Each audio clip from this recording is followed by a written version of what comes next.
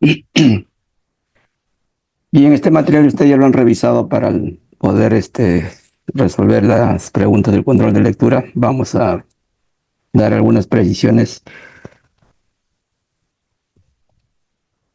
Bueno, este de acá sí no es válido, esto me olvidé cambiarlo.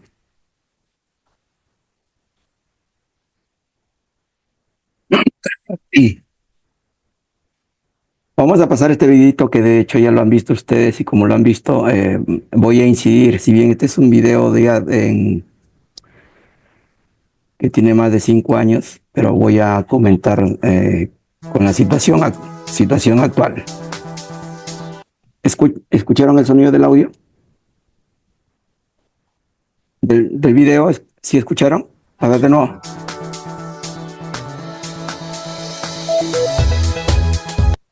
¿Me confirman si escucharon el audio? Charles, te escucho entrecortado. Sí, se escucha un audio. Se escucha Ah, ya. bien. El audio se escucha bien. A mi compañero sí, entrecortado, se le ha escuchado. Ya, entonces vamos a recordar lo que ya han visto ustedes y vamos a analizar ahí. El principal reto que enfrentan los implementadores de política pública que quieren evaluar sus políticas en Colombia es, radica en las dificultades que tiene la implementación de este tipo de cosas nuevas en una cantidad, en un entramado institucional que no cree en estas cosas, que no cree en lo que puede aportar, por ejemplo, la ciencia estadística en mostrar resultados. Mi sugerencia a los implementadores de política pública que quieren evaluar es buscar evaluaciones que tengan el mínimo, la mayor simpleza, el mínimo de puntos de decisión o de personas de las cuales dependa la decisión.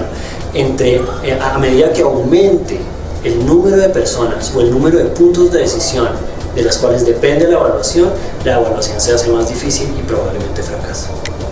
El reto del personal técnico, de los que implementamos las políticas, es, digamos, convencer de alguna forma a los que toman la decisión, final y los que te tienen que apoyar en los proyectos, a que efectivamente funciona. Algunas veces están las condiciones dadas, otras veces carecemos de los recursos para poder implementar, pero cómo conjugar también el interés por parte de ahondar y llevar adelante, implementar políticas, y otras veces cómo poder buscar los recursos necesarios y adecuados para que pueda como darse las condiciones para poder implementar y que esa tensión entre los recursos y la decisión y el capital que se tiene a la hora de implementar sea como el gran desafío a trascender a la hora de poder implementar las políticas públicas. El principal reto que tenemos los servidores públicos para hacer evaluación de impactos tiene que ver con tiempos, con recursos. Los tiempos de implementación de los programas normalmente no dan espacio para que desde el inicio del programa se genere información suficiente para tener una evaluación en ese tiempo. Y por otro lado, también pues, nos lo mostraban también en el curso virtual de JPAL-CAF, es un tema de recursos, esa percepción de que es costoso hacer una evaluación de impacto, pues también tiene influencia en que como se buscan resultados para mostrar la opinión pública rápidamente, y si estos son muy costosos en términos de apreciación para el hacedor de política, pues se dejen de lado y se dejen como una última opción para realizar.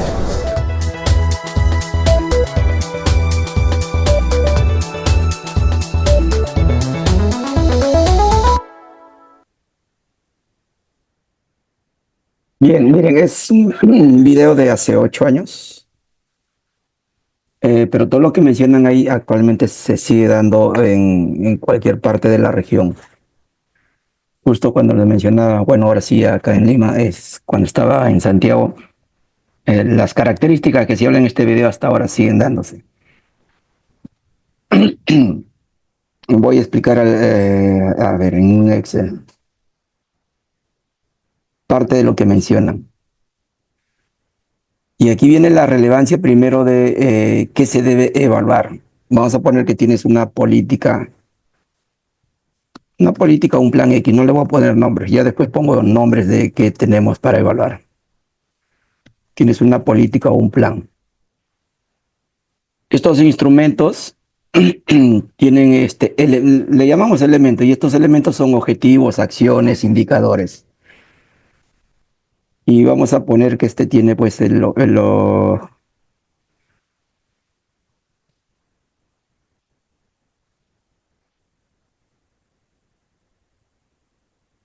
voy a simplificar para no escribir mucho. El objetivo 1, idéntico.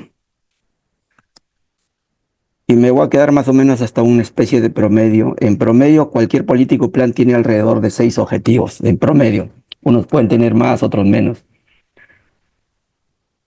Y este objetivo tiene su indicador 1, del objetivo 1, su indicador 1.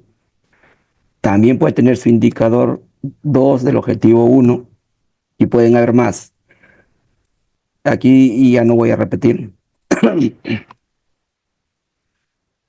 En promedio, a nivel de objetivos, generalizando, en promedio podrían tener cada objetivo 2 indicadores. En promedio. Voy a ponerlo acá para usar ese espacio para otro. Ya, y ahorita les explico por qué estoy haciendo esto.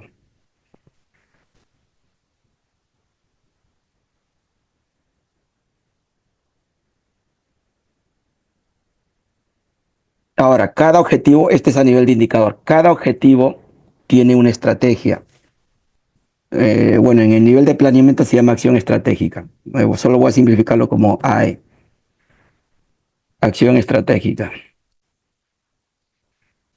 Entonces puede tener la acción estratégica del objetivo 1, la acción 1, la acción estratégica del objetivo 1, la acción 2, la acción estratégica del objetivo 1, 3.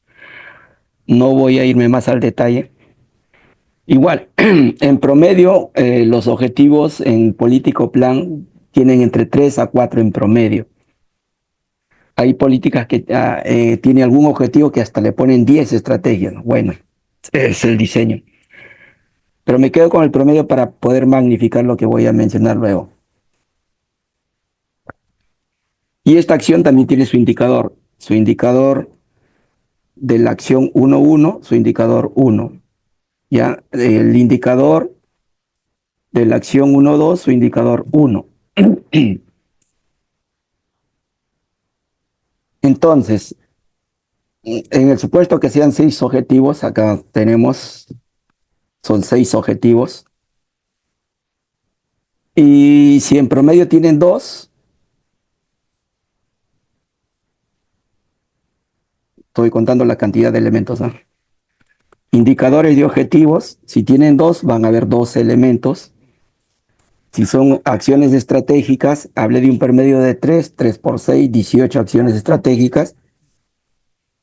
Indicador de acción estratégica, voy a ponerle que sea 1, entonces se repite, son 18.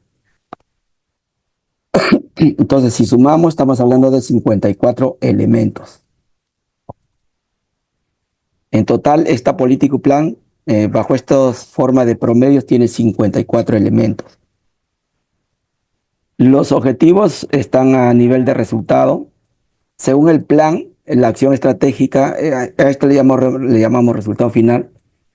Según el plan, la acción estratégica puede estar a nivel de resultado intermedio o nivel inicial, según el plan. Bueno, y el indicador mide el resultado del objetivo, y acá este indicador mide lo que se quiere lograr con la acción estratégica. Entonces, acá están los problemas públicos. Si es plan, aquí hay varios problemas públicos. Si es política, hay un solo problema público. Entonces, el primero que comenta cuando menciona qué quieres evaluar.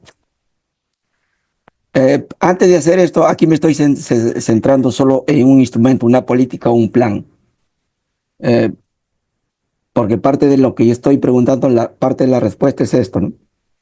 ¿Cuántos instrumentos hay en el Perú? Les soy sincero que no lo tenemos mapeado, ¿eh? A nivel de políticas nacionales, a la fecha hay 42 aprobadas. Posiblemente este año se aprueben 3 o 4 más, y eso va a ir creciendo cada año. Tenemos el Plan Nacional, que solo es 1. Tenemos planes sectoriales, que a la fecha hay 19 aprobados. Tenemos planes de desarrollo concertado, que a la fecha hay 13, o sea, solo la mitad tiene sus planes actualizados. Plan de desarrollo local concertado, si fuera provincial, son 196 provincias. A la fecha hay algo de 20 que solo han aprobado. Y acá es más triste, ¿no? Con el plan de desarrollo local concertado distritos, de 1860, por lo menos hay con plan de desarrollo concertado algo de 120, ¿no? No hay mucho ahí. PEI. PEI sí son pliegos. Voy a poner aquí un promedio porque si no, no tengo muy mapeado. PEI en gobierno nacional, PEI en gobierno regional, PEI en gobierno local provincial y PEI en gobierno local distrital. En el nivel de gobierno nacional, sí, todos los pliegos adscritos a sus respectivos ministerios, todos tienen planes, tienen PEI, son alrededor de 150. En gobierno regional sí todos lo tienen. En nivel de gobierno local provincial, alrededor de 180 lo tiene, y en el nivel de gobierno local, algo de 150. Ya, entonces, si yo me quedo solo con una mirada ministerial, a esto voy a agregarle otro. Acá está la política general de gobierno, que es una sola. Y a ello hay que agregarle lo que no ve el Sistema Nacional de Planeamiento Estratégico, los programas presupuestales orientados a resultados y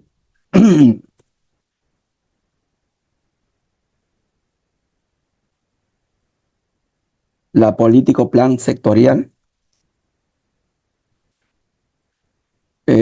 plan regional. De esto de acá que yo les menciono que no lo tengo mapeado. La verdad no sé, cada ministerio también elabora su documento interno, política o plan sectorial, y ellos ya ven la forma metodológica de cómo desarrollar. Igual a nivel de gobierno regional también elaboran unos planes regionales, pero más por implementar algún plan sectorial. Por ejemplo, el Minedo tiene el plan de educación nacional e implica que los gobiernos regionales tienen que elaborar su plan de educación regional. E igual, Comercio Exterior tiene su plan de comercio exterior y coordina para que los gobiernos regionales también tengan su plan de comercio exterior regional. Lo mismo sucede con Salud. Pero todo ello no se enmarca en el Sistema Nacional de Planeamiento Estratégico, se trabaja por su cuenta. Y acá metodológicamente el programa presupuestal o el orientado a resultado, aquí la rectoría la tiene el MEF. Bueno, aquí sé que son dos. Aquí ya perdí la cuenta, la verdad. Yo me quedé en algo de 80, no sé si ha subido, puede ser más, ¿no? Entonces, si fueras un ministerio X, tú tienes acá un plan, acá tienes otro plan, también tienes, si fuera mi MIDIS, por ejemplo, el MIDIS está en el PPOR, pero es el PPOR 1, también estás acá, tiene programa presupuestal. El MIDIS tiene política sectorial, también está acá, bueno, acá no por temas de gobierno regional. Entonces, mire, solo como ministerio tienes 1, 2, 3, 4, 5 instrumentos. La pregunta, si yo quisiera evaluar, vamos a suponer que soy el Ministerio de Salud, y si quiero evaluar, ¿qué evalúo? Esta pregunta es mayor a lo que voy a preguntar acá. ¿Qué evalúo? Es justo lo que decía el primer comentarista, ¿no? Tienes que definir y saber qué quieres evaluar. ¿Vas a evaluar tu plan sectorial, tu plan institucional, tus programas presupuestales o tu política o plan sectorial que has elaborado por cuenta propia? ¿Qué quieres evaluar? Y generalmente la respuesta está orientada a saber si lo que vienes implementando está dando resultados respecto a alguna problemática que se quiera resolver y saber si lo que se está implementando está dando resultados o no. Entonces, ¿cómo decides qué evaluar? Aquí ya se aplican criterios. Generalmente en estos espacios de evaluación no es una decisión política. Surge desde un trabajo técnico porque hay que aplicar criterios para saber qué se quiere evaluar y luego esto ya implica la decisión política, ¿no? Entonces, aquí está la primera discusión, pero vamos a suponer que elegiste uno como un plan sectorial y ahora sí regreso acá. Y nos encontramos que ese plan sectorial al cual estoy eligiendo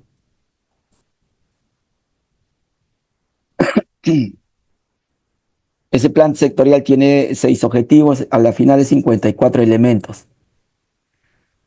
Ahora, de esos 54 elementos, ¿cuál elijo para evaluar? Y solo me quedo en elegir primeramente objetivo y acción. ¿Por qué? Porque si yo quiero evaluar todo, si quiero hacer la evaluación de estos 54 elementos, ahí viene el comentario de la segunda persona que habló, incluso de la tercera. Es bastante difícil y complicado evaluar todos los elementos de un instrumento. ¿Por qué? Uno, porque toma tiempo. Una evaluación no debería demorar más de un año, no debería. Las evaluaciones de impacto sí podrían demorar 2 o 3 años. Y cuanto más dura, porque tienes más elementos que trabajar, más te cuesta. Y las entidades públicas no se les asigna presupuesto, tampoco lo solicitan, pero no se les asigna presupuesto para evaluar. A las entidades públicas se les asigna presupuesto para ejecutar su intervención, pero no para evaluar. Entonces, ¿cómo financian una evaluación? Con sus propios recursos verán qué dejan de hacer o qué disminuyen en el quehacer de sus funciones para tener un saldo y puedan hacer una evaluación. Pero aún así, existiendo presupuesto, no se recomienda evaluar todos los elementos del plan. Entonces, se aplican criterios para decidir qué se debe evaluar de todo este plan. Porque acá lo que se quiere resolver son diversos problemas públicos. Entonces, ¿en cuál nos centramos? Uno de los criterios es con información de seguimiento. ¿Qué quiere decir? Recojo de información de indicadores para saber qué ha ido bien o qué no. El primero que elegimos son aquellos que, si los semaforizamos, quedó en rojo. Mira, de los 6 posiblemente solo hay uno en rojo. Ya, solo evaluemos uno, un objetivo. Por tanto, si dije que en promedio hay 2, solo vamos a evaluar 2 con información de 2 indicadores. El siguiente criterio es de ese objetivo que está en rojo. ¿Cuál de estas acciones estratégicas, que en promedio son 3, vamos a evaluar las 3? Posiblemente sea así, pero igual, nuevamente, el primer factor a determinar es el que quedó en rojo. Y vamos a suponer que 2 quedaron en rojo, por tanto son 2 indicadores, y esto bajó, ¿no? Acá nos centramos en todo lo que había quedado en rojo. ¿Por qué? Porque lo que la implementación no está funcionando, ¿no? Y todo lo que está en azul, por ahora dejemos que siga implementándose como está, porque al menos está dando o aportando o contribuyendo a la solución que demanda la población. En cambio, estos no. ¿Qué implica? Que estás gastando presupuesto porque la asignación está ahí, el recurso está ahí, estás gastando presupuesto, pero en el proceso, si hiciéramos ya una encuesta a la población para saber si está satisfecha con el proceso de provisión de servicio, hay una insatisfacción total. Sin embargo, el presupuesto se sigue y se sigue y se sigue gastando. Por eso se usa este criterio de determinar qué debes evaluar. Entonces, a eso se refiere todo el video. Uno de ellos también comenta, no incluyas muchas personas acá. ¿Por qué? Porque para hacer la evaluación primero tomas datos. Has recogido datos, yo les hablé de seguimiento, recoges datos de indicadores, mediciones. Y para evaluar tiene que ser un grupo especializado porque la principal herramienta que se usa, no sé, me acuerdo si le comenté a ustedes, es el trabajo cualitativo. Entonces, las principales herramientas que usamos son las entrevistas, el focus group, el focus group o las encuestas, porque hay que recoger información multidiversa. Hay que recoger información del ejecutor, desde el nivel decisorio, alta dirección, el mando medio y sobre todo el lado operador, el ejecutor. Ese es por el lado de gobierno. También hay que recoger información, entrevistar o hacer encuestas de la población a quien directamente llega la provisión de servicio. Y a la vez hay que entrevistar a la parte académica, pero académicos que sí hayan trabajado en la temática y que su bagaje de investigación esté siempre orientado a esas temáticas. Generalmente acá descartamos a aquellos investigadores que son de escritorio, ¿no? Investigan pura teoría, pero de práctica no tienen nada. A ellos nunca los convocamos. Tiene que haber sido alguien que ya haya trabajado, ¿no? O esté trabajando incluso. ¿Por qué? Porque necesitamos tener información confiable de lo que se está haciendo, si está funcionando o no. Y también entrevistamos al grupo empresarial porque interviene generando de repente economía en el territorio. Ve que posiblemente está avanzando, pero podría tener una percepción de que lo que está haciendo el Estado no aporta.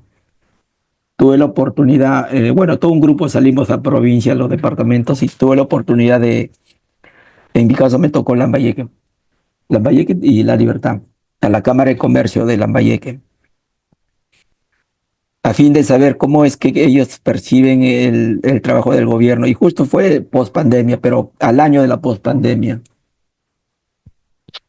Y ellos manifestaban que tenían que aportar mucho para ayudar a combatir el tema de la pandemia, y enviaban, documentos a la presidencia o al mismo gobierno regional.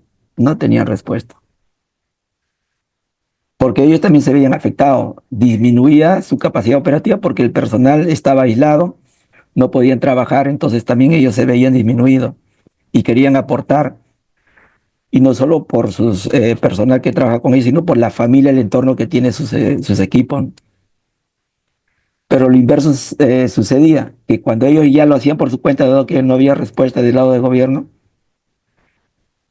adquirían ciertos materiales, artículos para entregar. Ahí sí aparecía el gobierno diciendo: esto es lo que hemos logrado.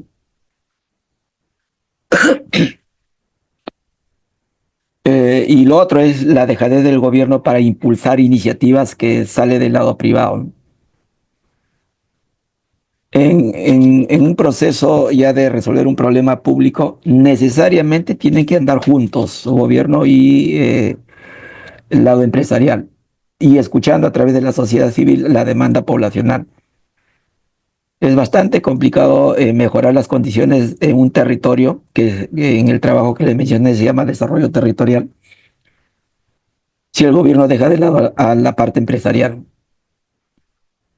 o la parte empresarial no piensa en trabajar con el gobierno. Porque para empezar, la parte empresarial que correctamente va a trabajar necesita normas que le fomenten a generar mayor inversión. Ojo, que no digo lo que posiblemente se esté diciendo actualmente, de que por el hecho de exportar a través de Chancay se les dé casi 20 años de exoneración de impuesto a la renta. No llegar a ese extremo, ¿no? Pues ya sabemos que si no hay recaudación, no hay mejores asignaciones para mejorar la provisión de servicios. Y ojo, en la provisión de servicios tenemos dos rutas. Una, servicios de calidad, y la segunda, que es la que incluso demanda más presupuesto, cobertura en el proceso. Entonces, si no hay recaudación,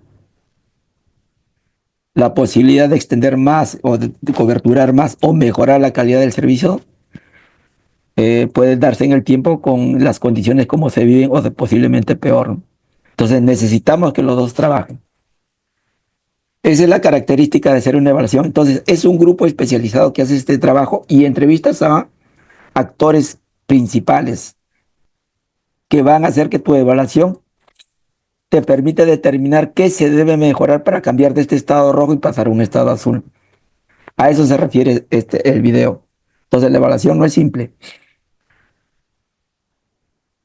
y tampoco es compleja, pero su mayor problema en nuestro caso en el Perú es que no se asigna presupuesto para esos fines. Lo ideal, esto lo hace cada 3, cada 4 años el Ministerio de Economía, como ellos tienen rectoría en los programas presupuestales. Sí, el último que han sacado ha sido en el 2022, donde dispusieron de 1 millón de soles y lograron tener un convenio con la CIES, este consorcio de universidades, para que la CIES pueda hacer esta evaluación, se llama evaluación independiente. ¿Qué quiere decir? Ahí no necesariamente parte del gobierno, llámese Ministerio de Economía, es parte del proceso de evaluación, sino son consultores externos contratados por la CIES. Que en proceso de evaluación, en sí, todas las evaluaciones deberían ser independientes, pero también son más costosas, porque como son consultorías, ahí tiene un valor adicional por el hecho de que den ese trabajo, ¿no? Pero son mejores porque transparentan cada uno de los hallazgos que ellos van identificando en el proceso de recoger información, sobre todo, como les digo, cualitativa.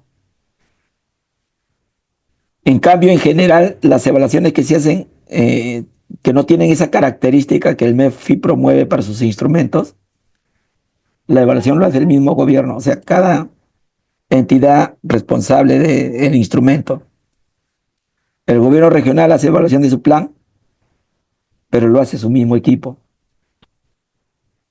Y en ese proceso nosotros le llamamos evaluación positiva. ¿Qué quiere decir? Cuando haces evaluación, es bien complicado que identifiques ahí qué cosas no están bien.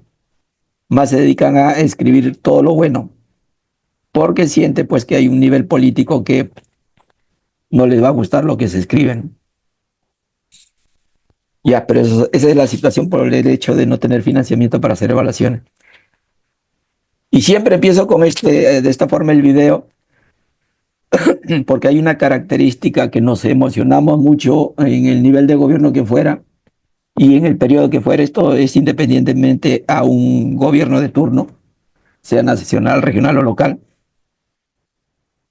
Nos emocionamos mucho o posiblemente nos sensibilizamos ante un problema y nos juntamos múltiples actores para diseñar una estrategia, una política, un plan para resolver ese problema, pero todo se queda ahí. Entonces, emotivamente y en cada 28 de julio sucede, vamos a hacer esto, vamos a hacer esto, una serie de ofertas. Pero luego que tienes que hacerle un monitoreo para saber si eso se está haciendo o no, y si se está haciendo bien o no, eso ya no se hace. Ya, como le digo, es por la misma idiosincrasia peruana o la cultura, o la poca o baja cultura que tenemos en evaluar lo que hacemos, es que todavía no se da relevancia a estos procesos, ¿no?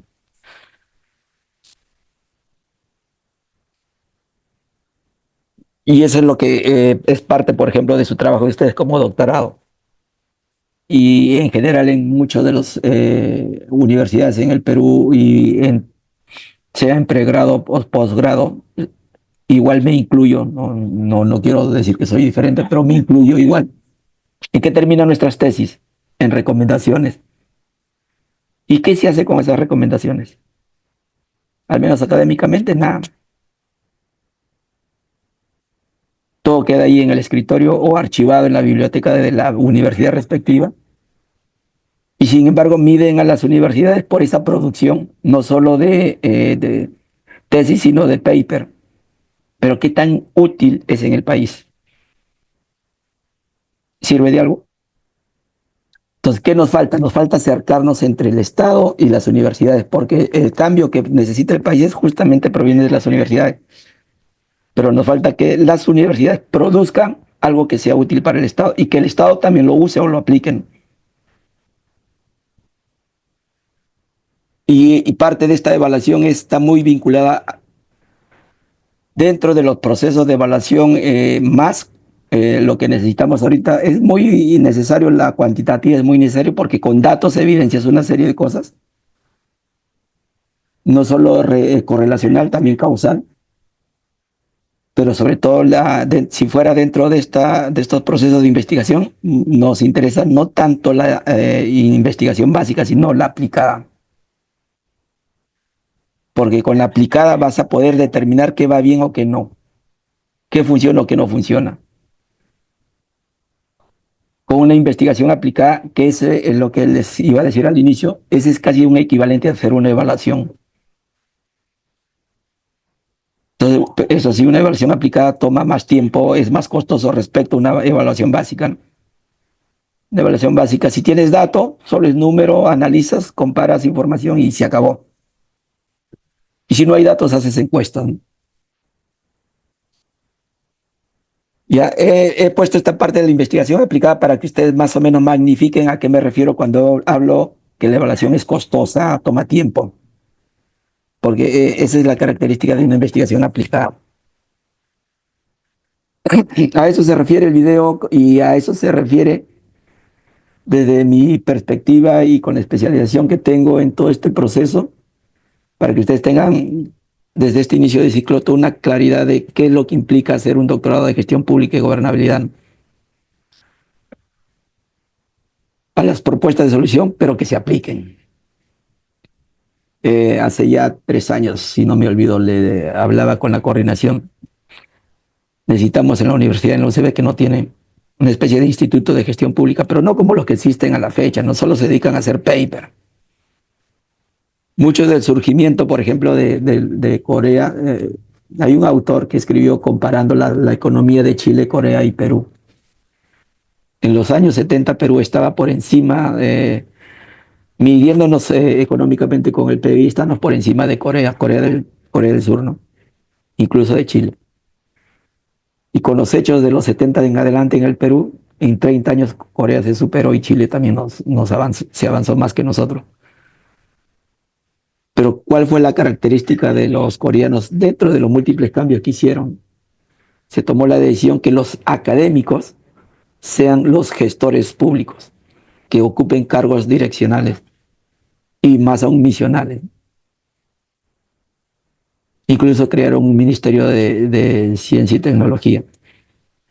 Entonces le dieron ese cambio porque como académicos y ustedes como parte de este sistema académico, son los que a través de la investigación identifican evidencias y pueden generar cambio. Solo que nos falta esa cercanía. Con ese fin hablaba yo la coordinación del UCB de generar un instituto para acercarnos a gobierno y hacer propuestas, ¿no? ¿Y a dónde va? Extiendo, disculpe que use estos minutos, incluso si coordinas, posiblemente no a nivel de tesis, pero sí de investigación, como una especie de centro de investigación o de instituto, me acerco a alguna institución pública y ver qué problemas identificas que no tienes seguridad si lo que vienes haciendo da resultados o no. Yo les aseguro que cada institución pública tiene una serie de temas a las cuales se puede dedicar a hacer investigación. Bien, he extendido un poquito más lo del video para poder reflexionar sobre todo lo que es el tema de políticas y planes, ¿no? Ustedes están llevando el curso de políticas públicas, que es interesante, pero a veces yo, por el hecho de ser muy pragmático, a veces teorizamos tanto y nos ponemos a leer a los miles de autores que han habido tantos años atrás, pero ¿qué proponemos para resolver algo?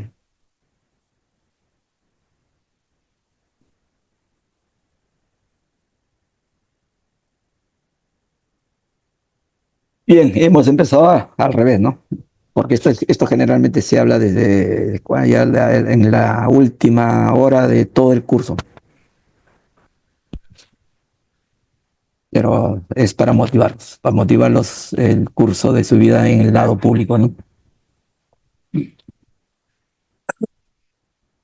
Y un aspecto que sí debemos tener en cuenta, ahora sí voy al inicio, desde la formulación de un plan.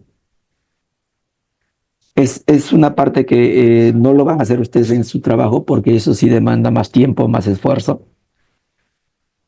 Pero tenemos que hacer dentro del proceso o del diseño de una política o de un plan, tenemos que no solo ver la mirada de las tendencias que son en cierto modo conceptuales, sino comportamientos de variables. Entonces, en esta tendencia de la administración pública, bueno, en cierto modo democratizar la administración, ya no la imposición donde hay alguien que tiene un mandato y diga que las cosas funcionan así. Al menos ya hay cierta escucha desde los niveles bajos, medios, hacia arriba, u de otros actores, ¿no?,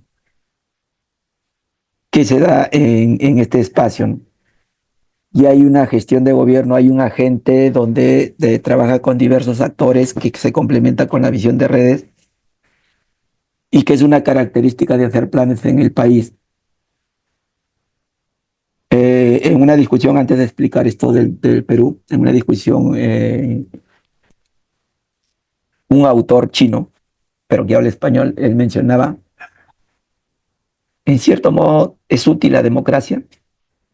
Ojo, es la reflexión de la autora, porque por el ser chino, él tiene muy claro cómo funciona el proceso en China.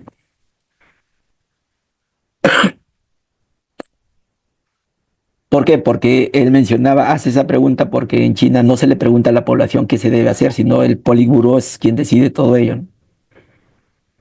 Y hace referencia, pero lo que sí hacen, si bien es una decisión del Politburó y ellos sí tienen una mirada de planificación a largo plazo, en el proceso de implementación y ejecución sí escuchan a la población. O sea, no lo escuchan para diseñar un plan para el futuro, pero sí lo escuchan para la ejecución, donde castigan si la población se queja de una autoridad, tienen la vitrina abierta y retiran a este servidor público de su ejercicio por el hecho de no complacer a una población. Bueno, y del resto de las características que uno habla, ¿no? Sí, está bien, no hay democracia, hay explotación, ¿no? Y aquí ya lo traigo en relación con el Perú, ¿no? Que nosotros somos al revés. Nosotros hacemos esto. Nosotros, y la norma, nuestras normas peruanas también lo tienen ahí plasmado para cumplirse, ¿no? Cuando se elabora o diseña un plan regional, si tienes un gobierno, una autoridad, si fuera regional el gobernador, si fuera local el alcalde, y que indiquemos que para hacer un planeamiento en el territorio necesitas convocar la ley orgánica de gobiernos regionales, al igual que la ley orgánica de gobiernos locales, hacen mención que se debe constituir para hacer previo a hacer un planeamiento, se debe constituir un consejo de coordinación regional o local, que es presidido por el gobernador y conformado por todos los alcaldes provinciales. Para el caso de CCR son sus iniciales, Consejo de Coordinación Regional. Y tiene que convocar a la sociedad civil, y esa sociedad civil debe representar el 40% de todos los integrantes de ese CCR. Pero previa a convocarlo tiene que haber un proceso de registro de la sociedad civil. Y aquellos que se registran son los que se representan en un proceso de elección para determinar si van a participar 6 por estos porcentajes, por esta distribución. Ellos, todos los registrados, que podrían ser 50, pasan por un proceso electoral y eligen a los 6 que van a conformar el CCR. Entonces, aquí hay una escucha y hay una participación real con todos estos actores. Entonces, conforman luego un equipo de trabajo, porque estos generalmente son autoridades políticas,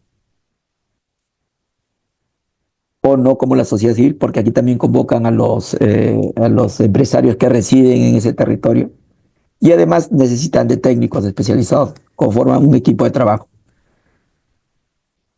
Entonces, estos planes territoriales o plan de desarrollo regional concertado tienen una escucha de diversos actores para hacer el diseño, y todos se ponen de acuerdo para decir qué vamos a hacer y qué queremos lograr de aquí a 10 o 20 años. Pero cuando decía lo inverso, en el momento de ejecutar, ahí sí nadie escucha a nadie. La entidad pública simplemente ejecuta, y la única forma de escuchar a la población es cuando se levantan, hacen una marcha, una huelga o lo que fuera, para hacer llegar sus quejas. Es más, salió una denuncia que acaba de salir de estos niños afectados en las escuelas. Hay una queja, pero el gobierno sale un poco como que cubriendo así como que no es problema. La parte contraria de esta mirada de cómo es que haces participar a la población, sociedad civil y diversos actores. Entonces, es una tendencia, pero yo diría que es una tendencia imperfecta, ¿no? Posiblemente en algún otro país funcione, posiblemente. Bueno, la tendencia es gestionar con responsabilidad. ¿Hasta qué medida se sabe, se mide si eso se está haciendo? Acá, por ejemplo, les voy a mencionar algo.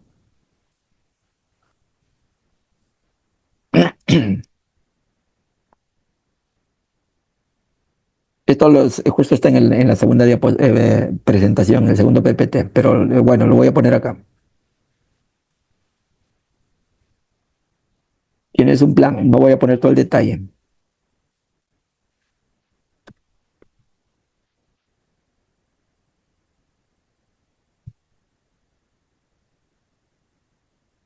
Voy a simplificar, seguimiento y evaluación. Aquí hacer todo un plan es todo un proceso largo, ¿no? No voy a traer el detalle, porque esto sí toma tiempo. Diseñas un plan, vamos a suponer que te demora 6 meses. ¿No? Soy muy optimista para un plan territorial. Luego tienes que, una vez que lo apruebas, lo tienes que ejecutar. Y finalmente hacer seguimiento y evaluación. Ya, en mi caso, yo laboralmente antes me dedicaba en la dirección a estos temas de diseño, formulación de planes. Ahora estoy más orientado al seguimiento y evaluación.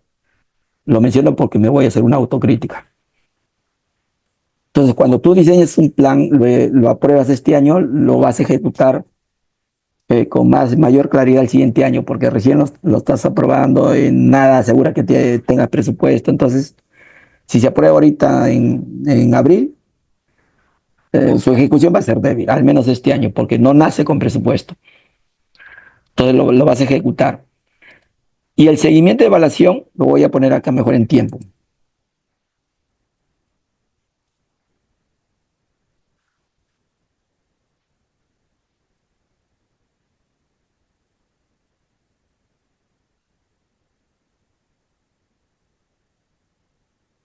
Este es el tiempo real, vamos a poner, este es el año T. Este es el año T-1, o sea, se aprobó el año anterior. Y el seguimiento y evaluación lo haces en el año posterior. Ya, miren esta característica que les menciono, que es teóricamente así funciona, eso no cambia, nadie lo hará cambiar tampoco, porque así es necesariamente, pero el análisis va acá.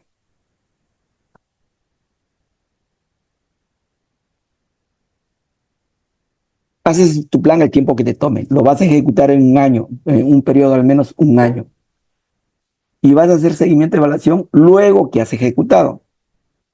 Entonces, el seguimiento de evaluación mira lo pasado. Te fue bien o te fue mal, solo recoges información para decir que te fue bien o te fue mal, nada más. No va a resolver nada de lo ya pasado, de lo ya ejecutado. Aquí ya se gastó el presupuesto, los 250.000 millones que asigna, bueno, ahorita se tiene casi ese presupuesto para el 2025, ya se gastó. Estoy asumiendo que se gasta todo porque en verdad históricamente hay una subejecución de los 3 niveles de gobierno casi de un 23% y no se mejora. Está teniendo ahí como una curva fija. Pero entonces hace seguimiento de evaluación de lo que ya pasó. Y cuando hace seguimiento de evaluación salen recomendaciones para la siguiente ejecución.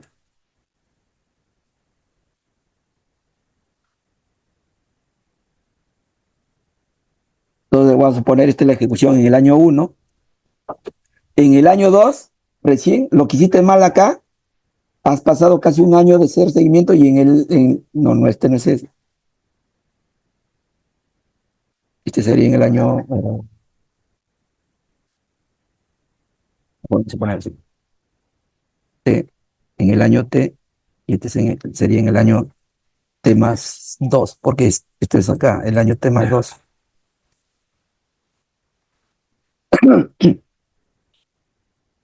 Ya, Entonces, acá, ¿qué quiere decir? Que en este año, el siguiente año que estás ejecutando, no vas a corregir lo que has encontrado acá porque recién estás analizando. ¿Cuándo lo vas a corregir? Para el siguiente año. Entonces, la pregunta que siempre nos surge y que no hay una posible respuesta directa, si queremos verificar si las entidades están haciendo planes o no, hay un rector, que es el CEPLAN, que puede listar todas las entidades que no hacen plan. Si queremos saber si las entidades están usando los procedimientos para hacer sus adquisiciones, hay un ente rector, la Dirección General de Abastecimiento, que va a estar detrás de las entidades y te saca un reporte. Va a emitir normas, va a controlar y todo lo que se tenga que hacer. Lo mismo sucede con inversiones, con presupuesto. ¿Quién controla, quién está detrás de la ejecución de algo? Y ojo, que no es control interno. En su percepción, ¿quién cree que es? ¿Hay ente rector para eso?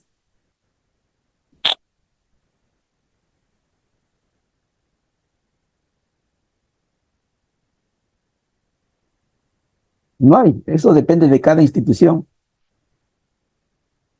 Entonces, nos falta una especie de... hay un mecanismo que le llaman el Delivery Unit, que permite que analizar y en coordinación entre los, principalmente el gobierno nacional, pero en coordinación con los niveles de gobierno, de velar por la implementación de sus instrumentos. Acá en el Perú, ese es un mecanismo que viene de los años 70, creado en Inglaterra. En el caso peruano se ha logrado normar, pero no tiene un proceso de implementación como se quisiera. Entonces, ¿de quién depende la ejecución? Simplemente del titular de la entidad y su equipo. Pero falta que el titular también se tenga claro de todo lo que tiene que lograr. Porque si entra como un actor político y simplemente está sentado, ¿qué cambio va a generar? El personal hacia abajo de mando medio, el operativo, él va a trabajar en su ritmo como cada día va a su centro de labores. ¿Quién presiona para que las metas que se hayan planteado se alcancen? Si su autoridad, que es política, no tiene un control sobre lo que quiere lograr, entonces ahí es donde estamos en una situación de avanzar al ritmo de cada institución. Hay instituciones que sí se esfuerzan, incluso hay instituciones que desde el lado operativo, desde el mando medio, sí tratan de lograr sus resultados, independientemente de que le cambien a un titular en un año X. Pero en resumen, aquí queda a libre libertad de cada autoridad titular de la institución para dar resultados o no. Porque no tenemos ni un mecanismo que permita tener ese control. Y cuando me refiero a tener ese control es desde la presidencia de la República o desde la presidencia del Consejo de Ministros, tomar información posiblemente mensual, decir, tus metas eran esto, ¿cómo vas? Y si no has resuelto, ¿por qué no? Y plantearle más retos. No, ese tipo de gestión no tenemos acá en el Perú. Entonces, cuando yo le hablaba de este mecanismo de libre unit, lo que se ha implementado en el Perú y es parte de la PCM, es una unidad de organización que se llama Oficina de Cumplimiento de Gobierno. Esta Oficina de Cumplimiento de Gobierno se encarga de diseñar la política general de gobierno para que en Consejo de Ministros se apruebe igual con la opinión favorable del presidente de la República. Y esta política, por su mismo nombre, solo tiene una duración en el periodo de gobierno. Entonces, esta Oficina de Cumplimiento de Gobierno se encarga de coordinar con los ministerios, sobre todo con los jefes de gabinete de cada ministerio, para que se planteen hitos o metas temporales que podrían ser, no es un estándar, hay algunas actividades que se deben cumplir en 3 meses, otras en 6 meses, otras en un año. Esta Oficina de Cumplimiento de... Ay, perdón, está al revés.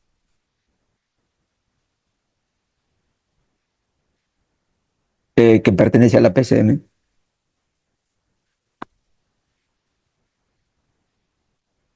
Solo está detrás de los logros, de las metas que son parte de la política general de gobierno. Entonces vamos a suponer un ministerio X, acá podría tener 20 actividades, pero acá arriba como ministerio este podría tener 120. Entonces esta oficina solo se preocupa de las 20 porque son las prioridades de este gobierno que deben atender. Entonces ellos les piden resultados incluso semanales a los ministerios. El problema es que en sus inicios, esto se instaló desde el 2018, a nivel de presidencia del Consejo de Ministros sí le daban relevancia a esta información. Hoy en día ya se ha quedado más como un mecanismo funcional. Se hace porque su rol lo dicen. Pero no hay una mirada sobre la ejecución en sí del ministerio. Decir, oye, mira, dentro de estos instrumentos tienes todo esto. Y yo descarté control interno porque ellos se fijan, para empezar, elaboran una especie de plan y tienen esta lógica. Ellos imposible que hagan auditoría de todo esto, ¿no? Imposible. Agarran un muestreo y solo eligen algunas cosas y es lo único que auditan. Por eso que les mencionaba control interno, ¿no? Ahora, piden rendición de cuentas. Piden tanta información que al final ni siquiera la procesan. Solo al Estado lo obligan a llenar sus formatos y formatos y más formatos.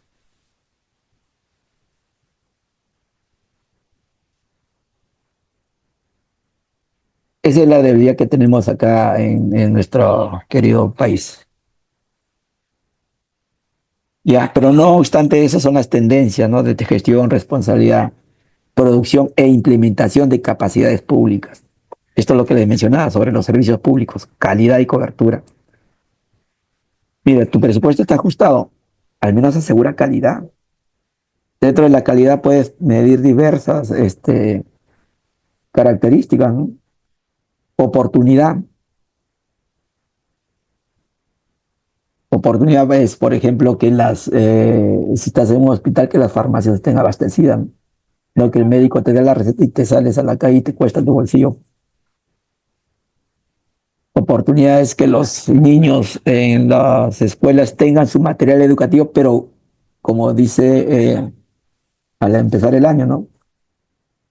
En el buen inicio del año escolar, no como en territorios que generalmente su material llega en mayo, junio.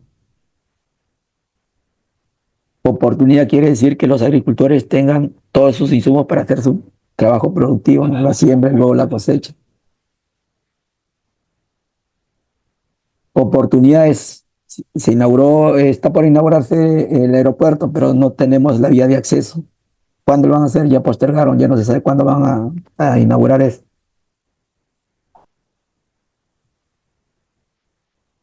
Calidad también implica que lo que se consume sea realmente aprovechable, que aquello que consumes te va a generar cambio. Generalmente por el lado del gobierno más mides lo que tú entregas, pero no mides que si eso que tú entregas realmente es provechoso o no. Y es lo que menos se hace acá. Fácil es decir, he entregado, he entregado alimentos al 99% de las instituciones educativas. Y ahí esos alimentos son los insumos necesarios para que el alumno tenga las capacidades y esté con todos los ánimos para estar en una sesión escolar. Es consumible. Y ahí es donde se nos gasta el presupuesto. Y damos la noticia como el gobierno, independientemente, como le vuelvo a decir al gobierno de turno, pues sucede en cada gobierno. Y hay algo que no miramos nosotros, es la característica de nuestro país multidiverso. La provisión de servicios generalmente se diseña desde el lado central, que es en el Ministerio X, pero se olvidan que el país hay ciertas características poblacionales que ese diseño de provisión de servicios no aplica para cierto territorio como tal. Y ahí no solo estás afectando la calidad, sino también la cobertura.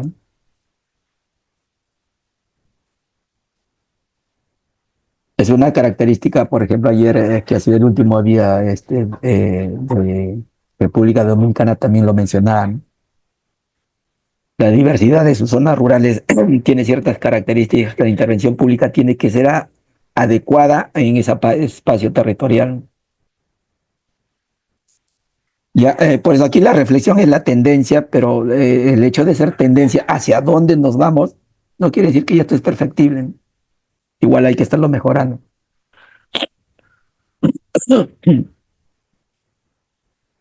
Y esto va en relación, ¿no? Esto, por ejemplo, esto, el 2 y el 3 va en relación con esto de una tendencia centralista a un estado en prioridad, un estado consultivo, donde aquí haces partícipe. La tendencia es mirar ya no solo como gestión, y este punto 2 es importante. El lunes, cuando estábamos hablando en varios países, muchos mencionaban que generalmente la provisión de servicios está en lo funcional que puedes proveer como institución, llámese administración pública. Y en consenso, claro, ya luego va a salir el documento final. En consenso se quedó que las instituciones públicas debemos trabajar tomando como eje central a la población, quien es afectada por algún problema público. Debemos trabajar en función a las personas, a lo que demanda, a lo que necesitan, no a lo que hacemos. Esto es lo que hacemos. Y justamente acá la tendencia es a las políticas públicas porque estas se diseñan para resolver un problema público con una característica multisectorial.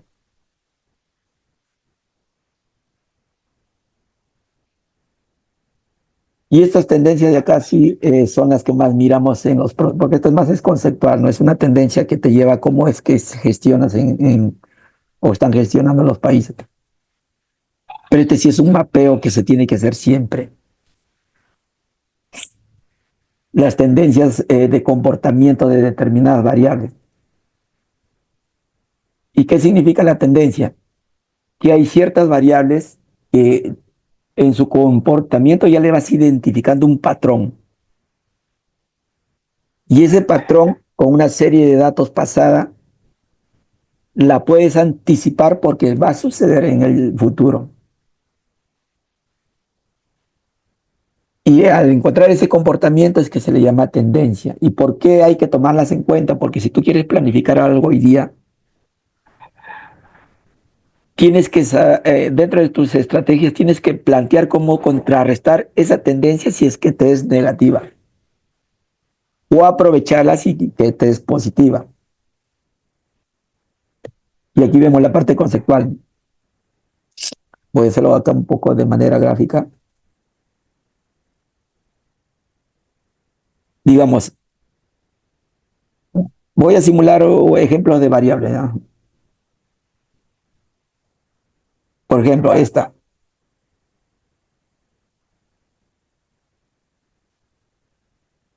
¿Esto tiene un comportamiento, un patrón? No. O primero está baja, sube, baja, baja, sube. Acá no hay un patrón. Hay otra que tiene este comportamiento. Ya casi hay un patrón creciente, ¿no? Con la tasa de crecimiento posiblemente no igual, pero hay cierto comportamiento. Entonces, estas ya te están anticipando que en el año 1, año 2, este es tiempo pasado. A ver, voy a seguir así. Y voy a poner acá el tiempo de, digamos, este es el tiempo de hoy y este es datos hacia atrás. Entonces, ¿qué te está diciendo? Que este comportamiento de esta variable con datas, y ojo, datas fidedignas, te va a anunciar que en el tiempo se va a tener ese comportamiento.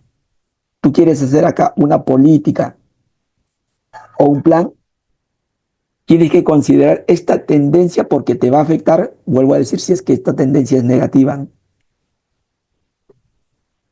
Una muy conocida por todos ustedes es la inseguridad.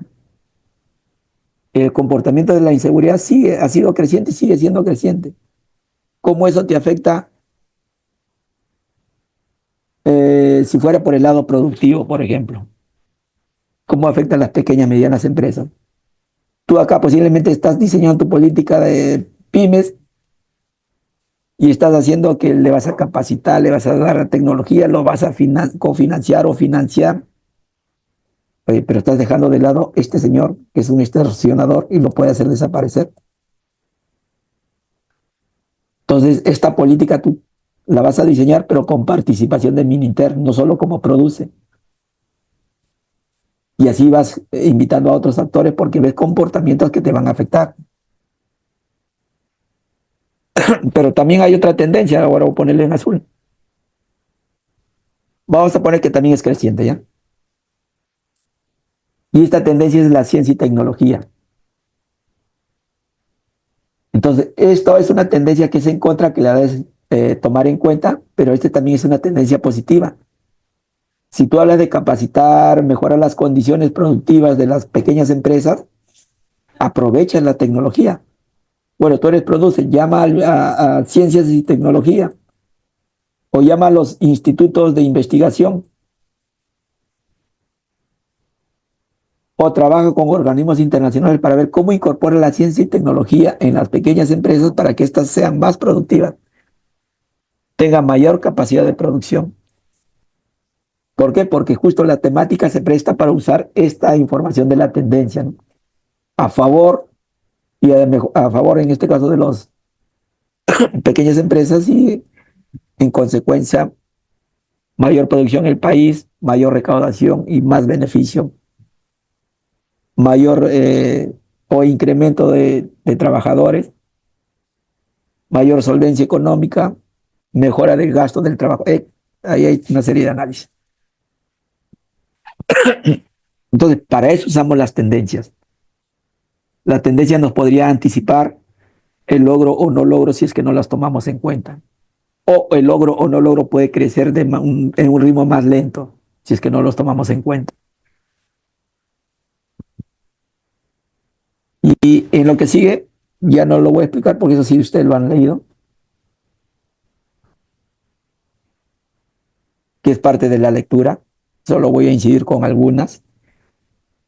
En el Perú se ha hecho un estudio, un trabajo sobre las tendencias sociales. Son comportamientos que ya se vienen dando y que se van a seguir dando bajo esa misma forma de proyectarse hacia el futuro. El incremento poblacional. Lo que sí sucede en el Perú, bueno, y en el mundo, hay un incremento poblacional, pero con una menor tasa de crecimiento. Me refiero a esto. Pero creo que no proyecté.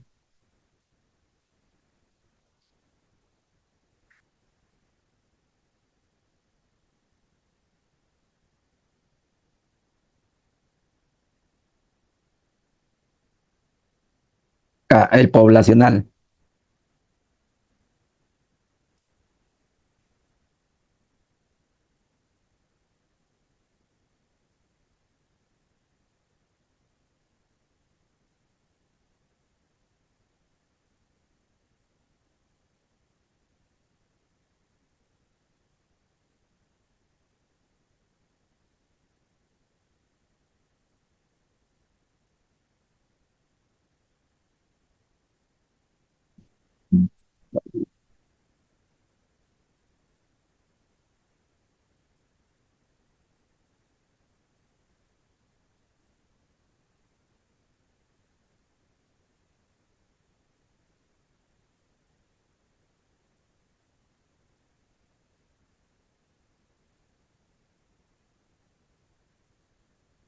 Esta variable, que es el incremento poblacional, está creciendo, sí, pero a menor tasa. ¿Qué quiere decir? Que antes hemos tenido crecimientos casi a tasas elevadas.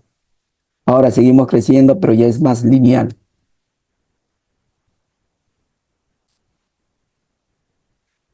Y esto es casi más lineal, incluso ya tiene una tendencia más decreciente que creciente en la zona europea y principalmente en la zona asiática, Corea, Japón. Son países donde la pirámide se ha invertido. En el Perú todavía tenemos esta pirámide poblacional, ¿no? Más niños, más jóvenes que adultos. En Japón, en Asia sobre todo, esto se está invirtiendo y hay una enorme preocupación. Incluso salió un artículo que en Japón están incrementando el año de jubilación, lo están pasando a 75 años por lo menos, porque ya no tienes mano de obra, no tienes equipos de trabajo para que puedan desarrollarse las actividades. Y en el caso peruano también este crecimiento está disminuyendo. Posiblemente de aquí a 30 años nos veamos afectados, que no tenemos capacidad productiva, que es acá la población. Y este incremento de la población también guarda relación con el descenso de la fecundidad, que es el motivo que incluso en las zonas asiáticas y europeas está generando el cambio de la estructura poblacional. ¿Qué sucede en la zona asiática? Igual en el caso peruano, que hoy en día ya, principalmente las mujeres, considerando que hay ya una mejor participación en los procesos de formación educativo. Entonces ya tienen otra mirada del hecho de si conforman o no conforman familia, y si lo conforman, si tienen o no tienen hijos. En la zona asiática, por ejemplo, las mujeres ya ni quieren tener pareja. Y es como que su meta, crecen, se fortalecen, tienen capacidades, generan economía, pero sin pareja. Y bueno, y así es su vida. Y en el caso peruano también, porque como dice esta tendencia, la tasa de fecundidad ha disminuido. Bueno, y aparte que en la zona asiática el hecho de tener un hijo ahí manifiestan que es costísimo. Desde que nace el pequeño, es cuidarlo, alimentarlo, para ellos es un costo alto, prefieren no tenerlo. Entonces, esto va de la mano: descenso de la fecundidad, incrementa la población, pero a una tasa más lineal, pero que en el futuro puede tener efecto, ¿no? Porque la capacidad productiva justamente está casi hasta los 50 años. O sea, desde los jóvenes a jóvenes adultos está la capacidad productiva. Si esto se invierte, recuerden que se tiene que, además de asignar el presupuesto, esto se tiene que mover en provisión de servicios. Y ya no solo esto es una capacidad que se tenga desde el gobierno, sino las mismas empresas. No hay personal para que funcionen y trabajen en las empresas. Entonces tiene una afectación económica, y si hay una afectación económica, lleva una afectación social. Bueno, para cada uno de estos hay una explicación que sería ideal hablarles de cada uno de ellos, ¿no? Pero no, el tiempo no da para poder explicar minuciosamente, pero voy a entrar a una página, si es que lo han podido revisar.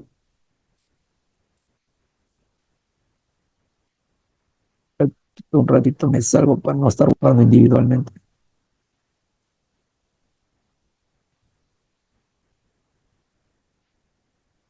Por eso que le mencionaba, esta parte de esto en el campo de planeamiento, esto se llama prospectiva. Esto sí no es parte de su trabajo porque no implica. Aquí sí hay que usar herramientas econométricas o conocer bastante estadística para poder usar información, analizar comportamiento y hacer proyecciones. Bueno, acá en la económica, el incremento del empleo informal, que en el Perú esto sigue creciendo. En lo político, y este es un vivir de todo, ¿no? Mayor insatisfacción con el funcionamiento de la democracia. Hay una enorme desconfianza en los partidos políticos, y ahora más todavía lo vivimos. Igual son comportamientos, no solo de ahorita, eso es, miremos 10 años atrás, 20 años atrás, el comportamiento es similar. Ya por eso que le menciono, todo esto se debe incorporar en el planeamiento cuando diseñas, porque eso te puede delimitar la posibilidad de logro a la cual quieres llegar. Cosas a favor, por ejemplo, el incremento de la conectividad digital, hay que aprovecharla, si es una tendencia. No podemos quedarnos como país rezagados y no tomar todo esto que se va generando en el mundo. Esta de acá. Este es un observatorio. Solo le voy a explicar, pues no voy a traer el detalle para no consumir mucho tiempo. Entonces, acá ustedes pueden ver las megatendencias, tendencias. Esto es importante porque aquí se ven comportamientos mundiales, pero que igual nos pueden afectar. Como el caso, no sé si ustedes recuerdan, cuando empezó el problema de Ucrania-Rusia. El mayor impacto, y sobre todo a nosotros, que se tuvo es no poder comprar la urea que se trae desde Ucrania. Paralizó a los agricultores. ¿Y qué implicancia tiene eso? No hay siembra, por ende no hay cosecha. Por tanto, empresas que posiblemente se financian no tienen cómo pagar. El personal ya no puede trabajar, no hay ingresos. Y si no hay ingresos, ¿qué riesgo se lleva si tiene niños? O niños anémicos. Un niño anémico que no es tratado oportunamente tiene baja posibilidad de desarrollar sus capacidades. ¿Qué quiere decir? Bajas posibilidades para poder desarrollar bien su parte escolar. Más complicado le va a ser la parte técnico-productiva, llámese instituto, y más complejo va a ser a nivel universitario. Por eso una de las grandes preocupaciones en el tema de salud es combatir la anemia.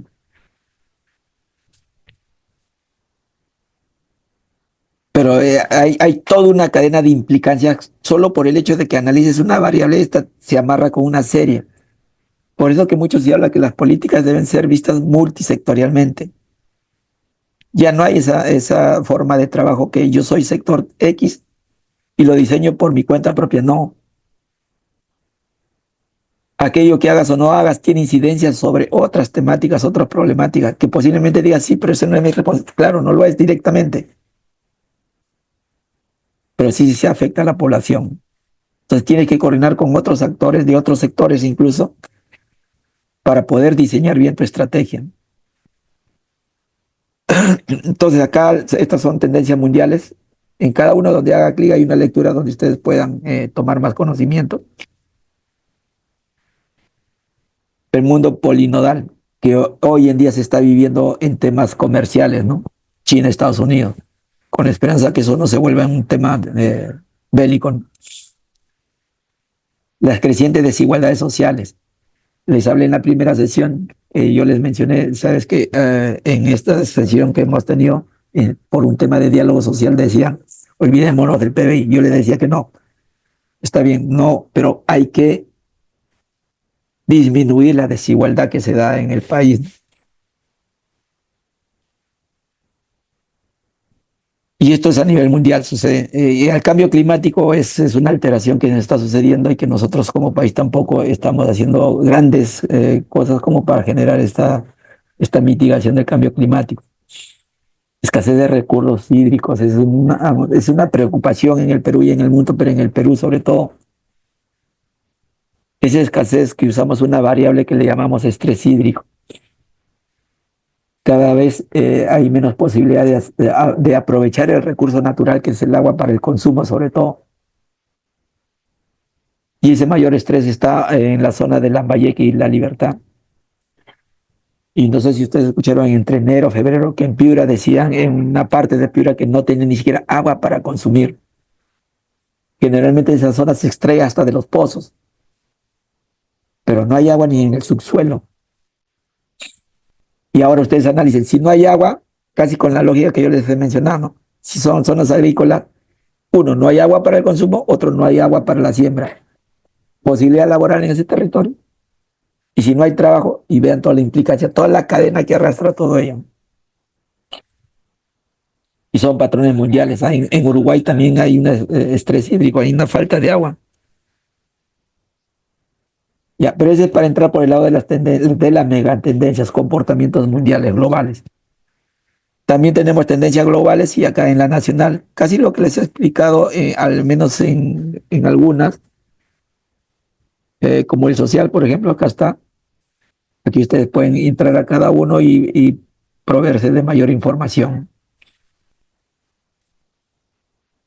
Por ejemplo, este tema de trata de personas, lastimosamente, ¿no? ¿Cómo es que se viene afectando? Por aquí debe haber una gráfica. Miren, entre los 6 años, entre el 14 y 2020, número de casos. Esto posiblemente bajó por la pandemia, pues aquí estamos casi en pandemia, pero nuevamente la tendencia es creciente. Si esta es una problemática, ¿qué hace el gobierno para estancar esto? Crece, vino la pandemia, bajó, ahora vuelve a crecer. en qué política pública se toma en consideración esta tendencia. Y lastimosamente, cuando hablamos de trata de personas, principalmente lastimosamente es la mujer. Yo aún con mi madre viva, mi esposa y mis hijas, qué penoso sería que pasen por estas situaciones que si los, lamentablemente, les mencioné que están en la zona de frontera, más en la zona de frontera, donde las niñas son abusadas, maltratadas. ¿Y qué hacemos ante esta situación?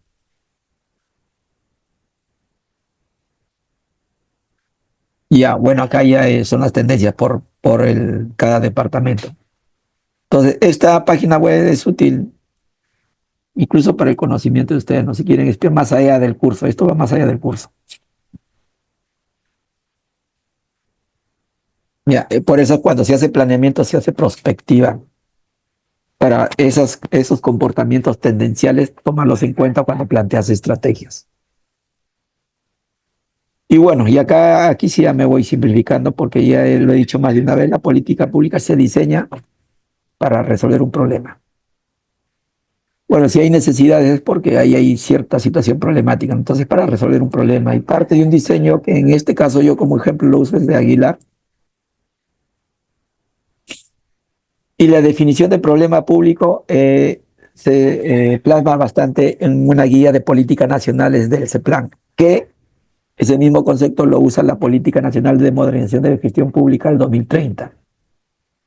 Entonces, no todo lo que suceda o lo que nuestra percepción o lo que escuchemos como un problema es un problema público, debe cumplir estas características. Perdón. Hay una evidencia de esa carencia o necesidad. Tiene que existir una evidencia, no es porque a alguien se le ocurra decir eso es un problema.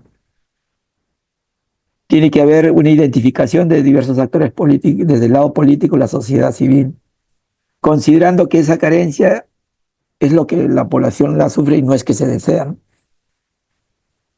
Y esta acción de estos actores, ellos son los que deben elevar para que esto entre en una agenda pública. No es que también sean parte de ese problema y se quedan ahí en silencio y no se magnifica esta situación. Y por ser problema público se necesita el accionar del lado público, ¿no? Para poder atender este problema. Entonces ahí es donde yo le decía, si tienen un problema de una comunidad con otra, está bien, son problemas, ¿no? Es histórico sobre el enfrentamiento que tienen, pero no es un problema público. Puede ser un problema local, comunal, y ya, claro que no quiere decir que la parte de gobierno no va a intervenir. Sí, pero no por ello vas a declarar una política pública para resolver ese problema. Entonces, según la Política Nacional de Modernización, este problema, perdón, esta política pública, como bien menciona acá, se identifica con modelos, formas de relacionar en los temas económicos, sociales, pero se tiene que identificar qué vas a hacer y cómo lo vas a hacer.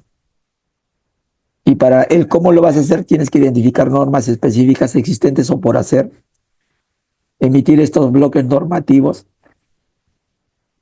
y cuál va a ser el accionar del Estado. Principalmente este es el que te va a poder identificar cómo es que vas a resolver algo. En cambio, eso es como política pública. En cambio, como política nacional es una parte de todo esto. La política nacional se ciñe únicamente a resolver el problema público a través de la definición de objetivos, lineamientos, servicios. En cambio, acá puede haber como política pública y haces una norma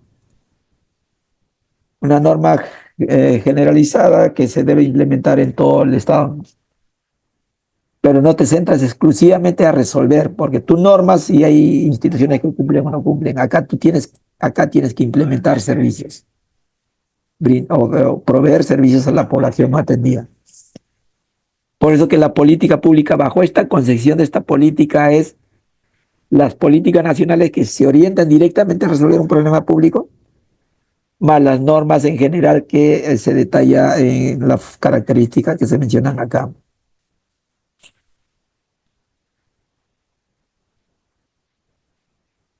Y este es un modelo siguiendo el modelo de Aguilar, pues se pueden hacer diversos modelos. Solo para resumir acá, y esto lo ahondan más ustedes en el curso, primero tiene que haber un problema. Hay que identificar el problema. Los actores que están muy relacionados al tema tienen que llevar esto a una agenda. El gobierno de turno lo tiene que tomar para luego hacer un proceso de, si es que no existe ningún instrumento, generar ese instrumento. Hay que formular la política la política pública, perdón. Si hay elementos anteriores, recoge esa información con una evaluación para que insuma, porque esta evaluación te puede decir que va bien o que no. Se insume, se aprueba y se implementa, que esta es la parte débil que ya les mencioné.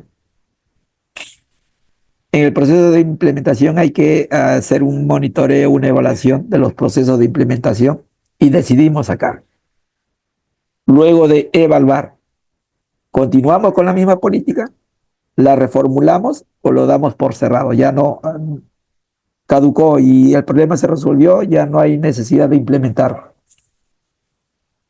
Pero eso, ¿quién te lo dice? Un proceso de evaluación de resultados o de impacto.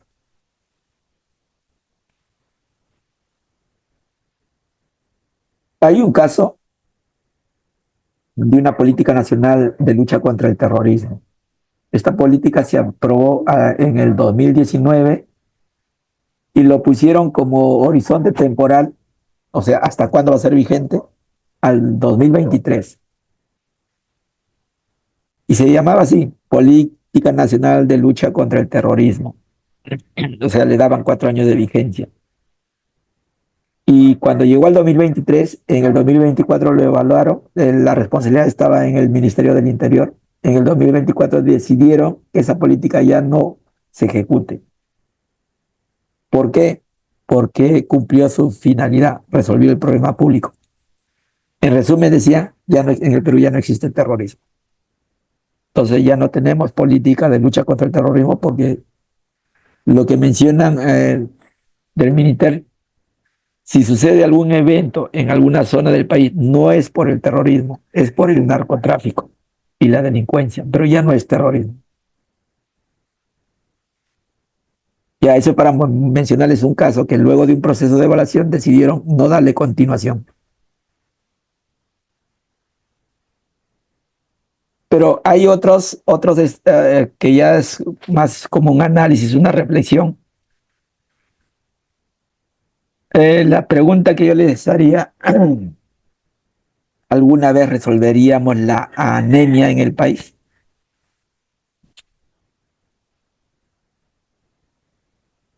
¿O alguna vez en el país, en el Perú, podría caber la posibilidad que los logros de aprendizajes EBR siempre sea 100%? ¿O alguna vez aseguraríamos que la población turística en el Perú supere los 6 millones siempre? Hay elementos que hacen que eso no se cumpla necesariamente. Uno de ellos, el principal, es el crecimiento poblacional. Entonces, de lo que sí podríamos hablar es de umbrales. Voy a hacerlo acá de manera gráfica.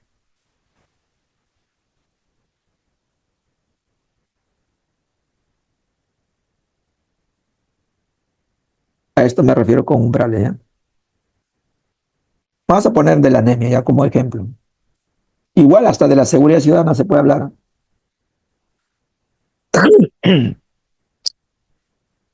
Vamos a poner que la anemia la hemos estado reduciendo. Bueno, primero ha sido creciente, la hemos estado reduciendo, vino la pandemia, se volvió a crecer y estamos altos, ahora de nuevo hay que bajar. Y ojo que aquí es cero.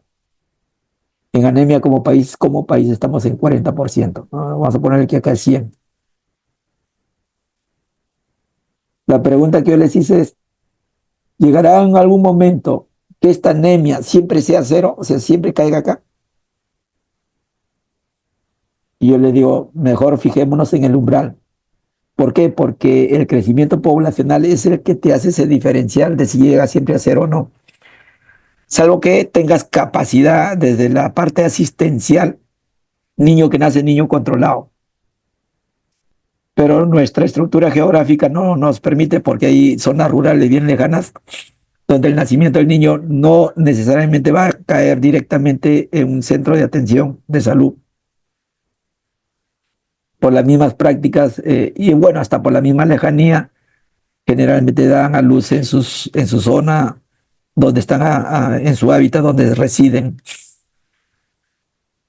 Y si ese nacimiento va bien, bueno, sigue creciendo en ese entorno comunal, pero ya no hay un control de lo que se llama el desarrollo infantil temprano, ¿no? Entonces, como es un poco difícil controlar que esto llegue a nivel cero, esto sí siempre lo pongo como propuesta, es un umbral. Un umbral que puede significar, si al menos estamos dentro o debajo de ese umbral, quiere decir que el problema está resuelto. Y voy a suponer acá un umbral del 10%. Entonces, como política pública, deberíamos resolver este problema de la anemia de modo que lo bajemos al 10%. Y va a caer acá, en este espacio. Pero al menos para nosotros es una preocupación resuelta si está por debajo del 10%. O sea, estamos en este umbral. Ideal sería llegar a cero, pero al menos mantengámonos en este espacio. Y hablaríamos de un problema resuelto. Una gráfica similar, yo les pregunto a ustedes, ¿cómo quisiéramos? Y ojo, cuando hablo de este umbral estoy haciendo un supuesto, ¿eh? Porque aquí hay que sí es utilizar métodos estadísticos para saber identificar cuánto va a ser ese umbral. No es que aleatoriamente a alguien se le ocurre y diga, esto va a ser el umbral. El mismo tema, no voy a decir inseguridad, sino seguridad. Seguridad ciudadana. Y ideal sería que lleguemos a no, otro color para no mezclar con el azul. Ideal que si haces una encuesta, ideal sería que todo digamos al 100%, no, somos un país seguro. ¿Será posible eso? No, entonces planteémonos un umbral. ¿Cuánto sería ideal para nosotros que como población, qué porcentaje de la población en nuestra percepción diríamos que si llegamos, voy a suponer, a 70%? Si hacemos una encuesta y llegamos a un 70% o más o algo más, podríamos decir que somos un país seguro. No, doctor, pero sí hay un 30% ahí de inseguridad. No, sí, pues, pero al menos tenemos un umbral que nos da cierta tranquilidad. Ya, esto del umbral, como les digo, se tiene que usar métodos estadísticos para poder determinar cuál es lo ideal.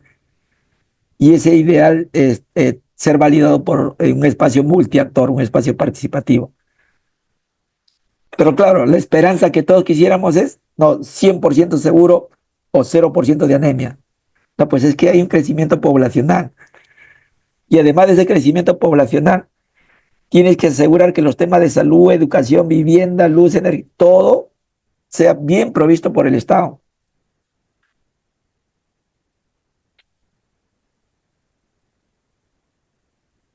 En conclusión, lo que trato de explicar acá es que no necesariamente una política pública sí se orienta a resolver un problema, pero no necesariamente lo va a resolver. Entonces tiene que ver todo el mecanismo para cambiarle el comportamiento, significando que el cambio del comportamiento sea a favor de la población.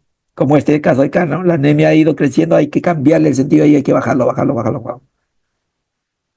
Entonces la política pública tiene que llevar a esa tendencia. Si hacia abajo significa que es mejor, que la política se encargue de eso. Y no estancarse. Estancarse quiere decir que esto sigue igual. Ya, ese es el sentido de cuando se diseña una política pública. Y a esto de hacia qué debe llegar, si ya lo dividimos por periodo, ya te planteas metas, ¿no? Acá podría ser al 2030. Al 2030 esperamos que al menos se llegue se reduzca un 10%. Al 2050, quizás a este proceso es más lento, ya de repente ya no al 10%, posiblemente al 8%. Ya te vas planteando metas. Y aquí sí es una responsabilidad directa del gobierno de turno.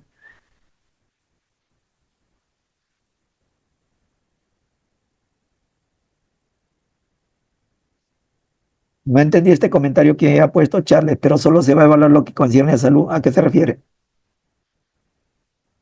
Charles?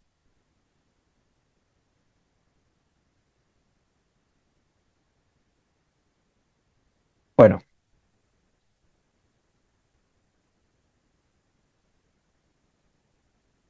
11:34.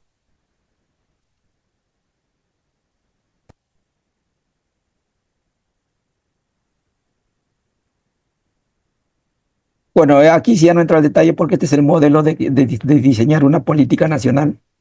Se sigue una serie de pasos. Y bueno, acá unas preguntas de reflexión.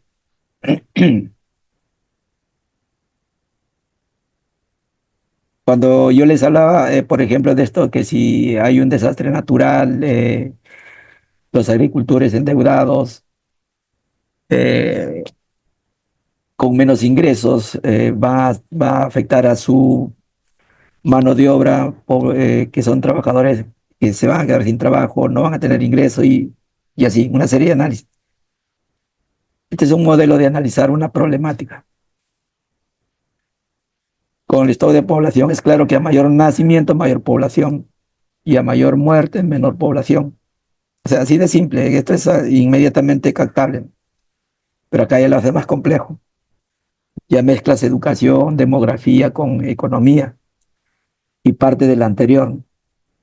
Más nacen, más población, más mueren, menos población, o menos nacen, menos población.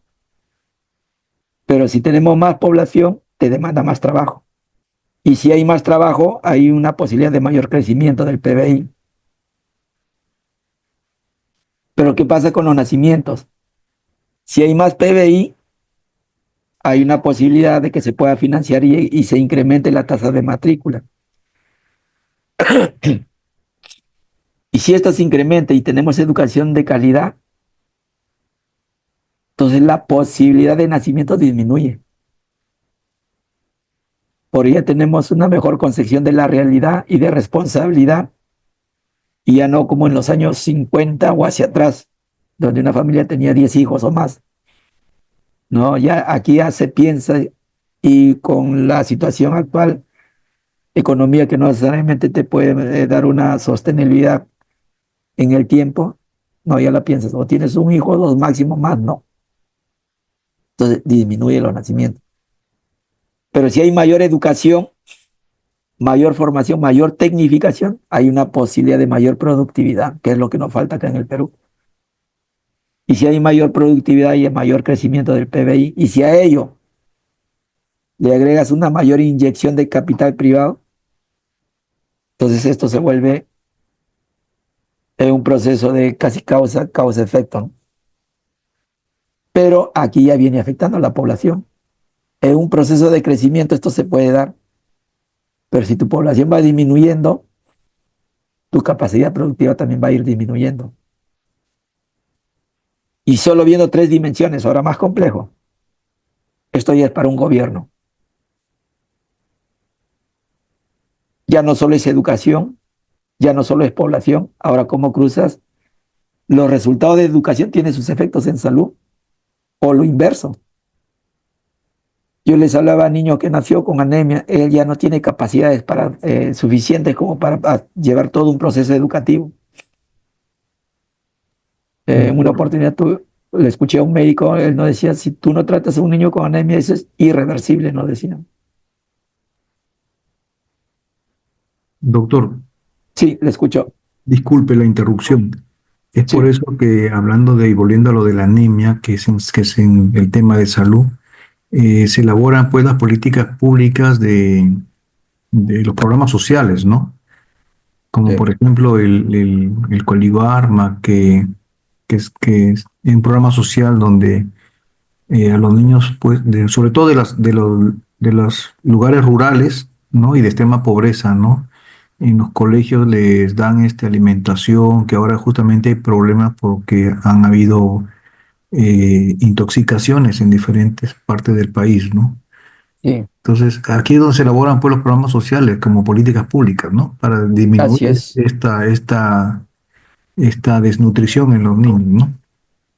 Así es, correcto. Y que es algo que igual yo, por ejemplo, cuando estaba en la escuela, no sé, de los tiempos de Belaunde había este desayuno escolar, ¿no? Así es. Porque es un hecho que se debe asegurar que los niños tengan somáticamente y esto que no les afecte, ojo, pero aquí que no les afecte no solo el tema somático, que es la anemia, ¿no?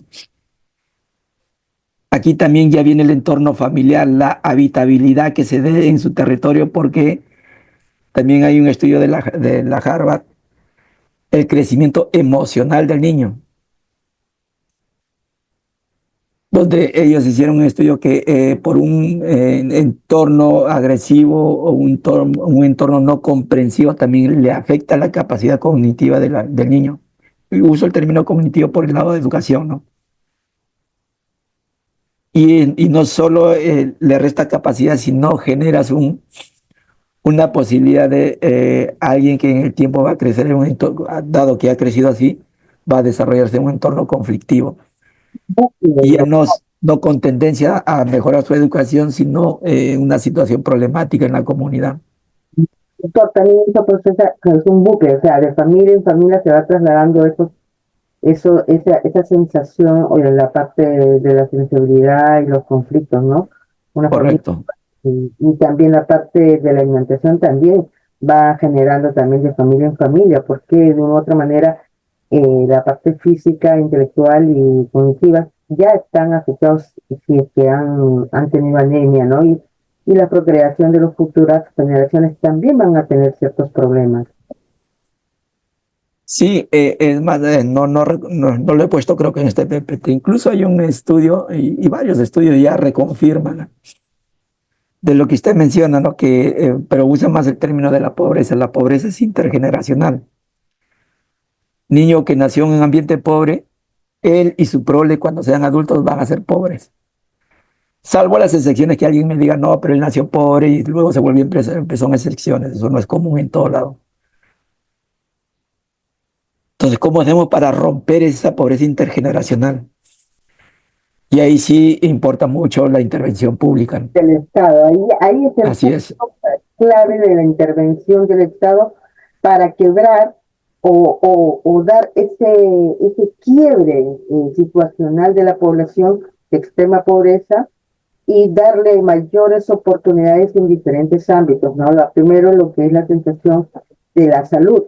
Unos dicen que la educación, pero en mi entender, en mi posibilidad, es la salud, ya que con salud, como se dice, se puede hacer muchas cosas a futuro y la generación va a estar apta para el PEA, para, para así dar un desarrollo y un crecimiento al país, ¿no? Porque si es que no tenemos futuros profesionales o futuros técnicos en capacidades, tanto de habilidades y la parte cognitiva, eh, realmente el PEA y todo lo demás va a caer muy independientemente porque no están en la capacidad con sus habilidades completas, ¿no? así es correcto. Entonces, ya Doctor, para cerrar, sí, para concluir, disculpen un aporte, es que también esto se da de lo que se mencionaba hace un momento debido a que hay muchas barreras, pues sobre todo en lo que es la educación, salud y los servicios básicos, ¿no? No hay acceso inclusive a redes sociales. Entonces, hay una minoría solamente que logra acceder, por eso es que la mayoría de la gente pobre que nace pobre sigue siendo pobre, ¿no? Yo había escuchado o había leído sobre pobreza infantil en América Latina, donde indicaba pues que en la infancia estos efectos se dan pues a largo plazo, ¿no? Porque no hay un desarrollo en los niños desde pequeños o no hay un desarrollo cognitivo o emocional donde este niño es afectado y mantiene ese estatus y como se mencionaba hace un rato y esto se hereda, ¿no? y mire, Bueno. y en lo que mencionan, gracias por su aporte. Miren, que también ahí sí es una priorización que se debe hacer. Voy a hacer una simulación acá para notar también el alcance que podríamos hacer. de manera forzada voy a hacer un territorio así. Ojo, este es un territorio cuya población vive así, o sea, todo cerquita.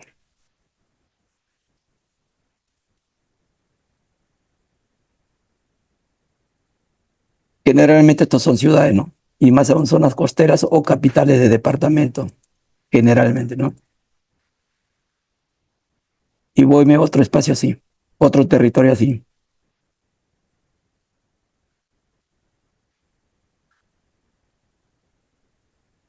Tu población vive así. Aquí estamos hablando de la zona selva, estamos hablando de las zonas altoandinas.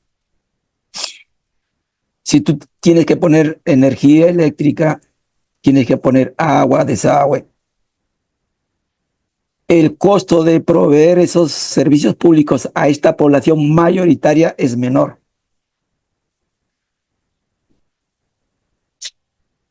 Y si tú quieres correr aquí líneas eléctricas, hacer todo este recorrido, pero solo para un grupito, y es más costoso.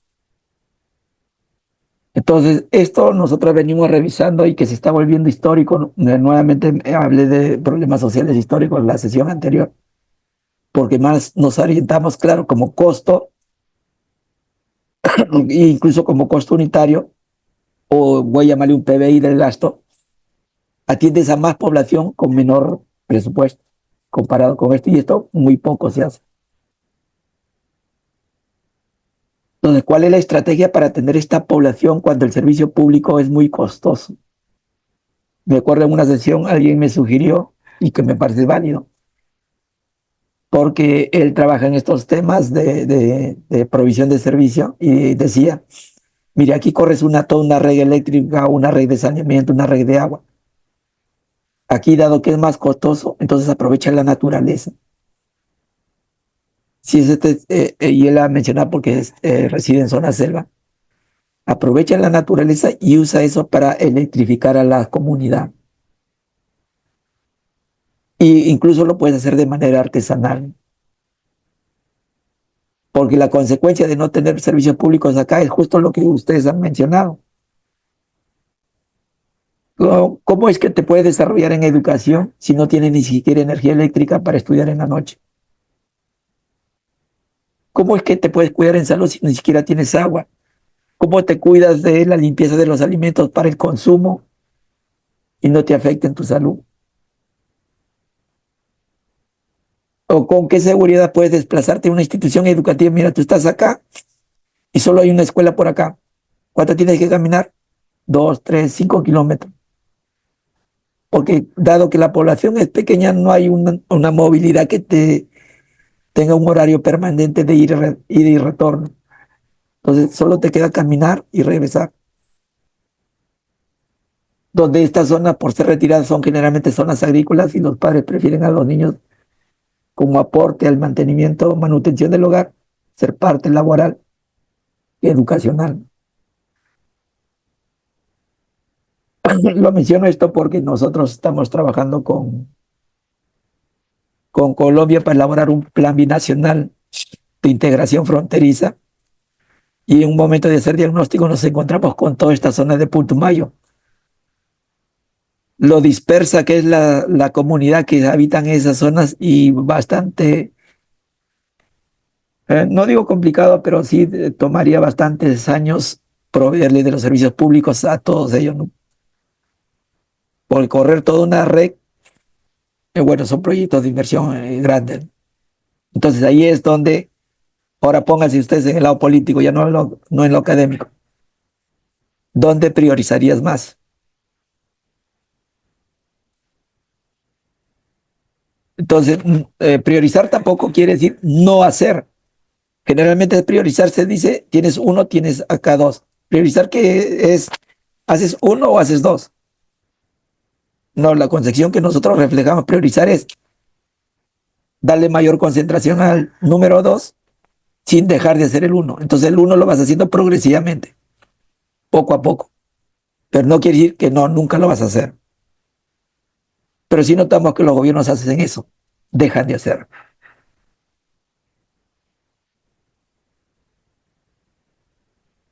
Bueno, esto ya había hablado esto del problema público donde tienen que estar diversos actores, porque hay una población que tiene una necesidad y esa necesidad es un problema, una necesidad que debe ser atendida, donde cada uno reunidos plantean las estrategias de cómo se debe hacer, pero el principal interventor está acá. Y ellos tienen que estar velando, fiscalizando para que lo que haga este señor realmente resuelva el problema.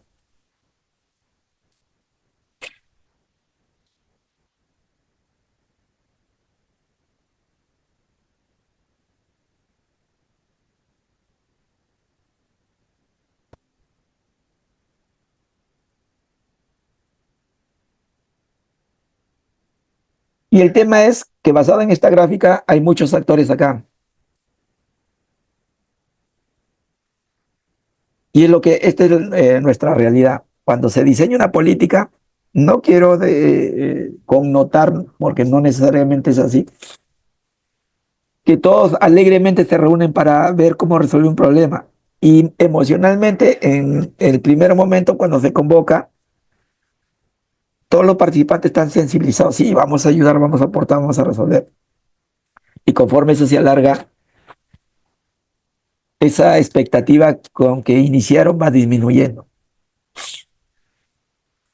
Entonces acá en el diseño hay bastante alta expectativa de los actores, pero cuando ya se va a implementar, prácticamente solo se queda el gobierno de turno.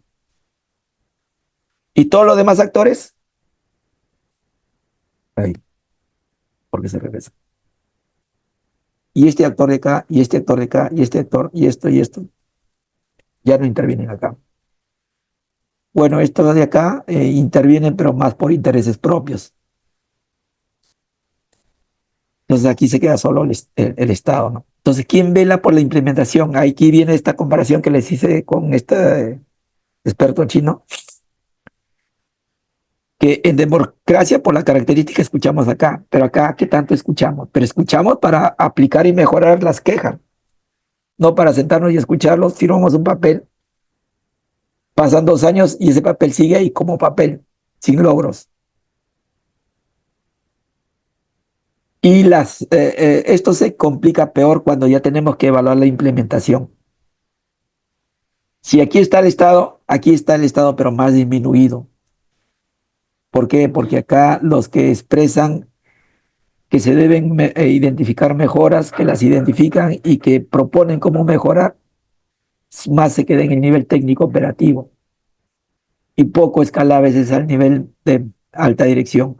O el técnico o especialista, a fin de darle continuidad a su trabajo, no te explica por qué es un problema, porque ese problema no se resuelve, que sí lo saben, por qué la provisión del servicio está fallando, que sí lo saben, pero muy poco lo dicen.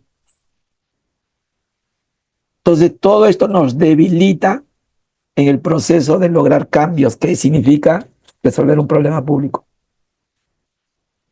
Y esto es cultura. Esto es más que decir si estamos tecnificados, si usamos todas las herramientas, es cultura e idiosincrasia en el Perú. Me refiero a cultura que este señor que tiene que fiscalizar siempre tiene que estar atento, pero que este señor que sabe que le va a fiscalizar tenga reuniones permanentes, no sé, no quiero decir mensual, trimestral de repente, para que tengan una comunicación, una retroalimentación, igual que este sea parte de los procesos que le implica para estar en comunicación, pero acá no están. En una ocasión, ha sido en enero, estuve en un ministerio para hablar sobre los principales problemas de por qué no se implementa algo.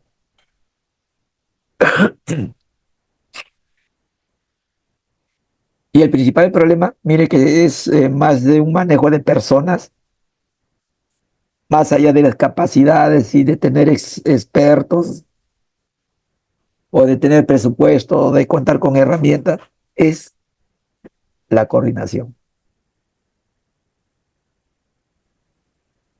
algo que suena tan simple, pero es el más complejo de todos los problemas, coordinar.